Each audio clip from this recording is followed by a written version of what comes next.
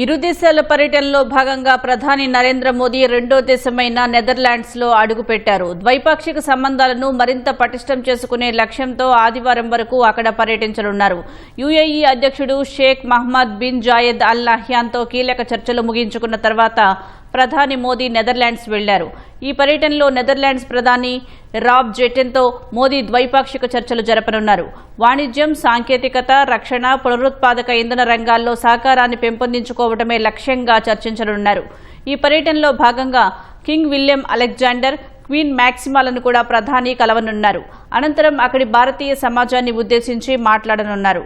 ప్రముఖ డచ్ వ్యాపారవేత్తలతో ముఖాముఖి నిర్వహించనున్నారు. ఐరోపాలో భారత్కు నెదర్లాండ్స్ అతిపెద్ద వాణిజ్య భాగస్వాములలో ఒకటిగా ఉంది. 2024-25 ఆర్థిక సంవత్సరంలో ఇరు దేశాల మధ్య ద్వైపాక్షిక వాణిజ్యం $27.8 బిలియన్ చేరుకుంది. సంప్రదాయ రంగాలు కాకుండా సెమీకండక్టర్లు, ఆవిష్కరణలు, మారిటైమ్ డొమైన్, విద్య వంటి కొత్త రంగాల్లో భాగస్వామ్యాన్ని విస్తరించడంపై ఈ పర్యటనలో దృష్టి సారించనున్నారు. ఇటీవలే కుదిరిన భారత్ యూరప్ స్వేచ్ఛా వాణిజ్య ఒప్పందం నేపథ్యంలో ఈ పర్యటన ప్రాధాన్యత సంతరించుకుంది. నెదర్లాండ్స్ తర్వాత ప్రధాని మోదీ స్వీడన్, నార్వే, ఇటలీ దేశాల్లో పర్యటించనున్నారు.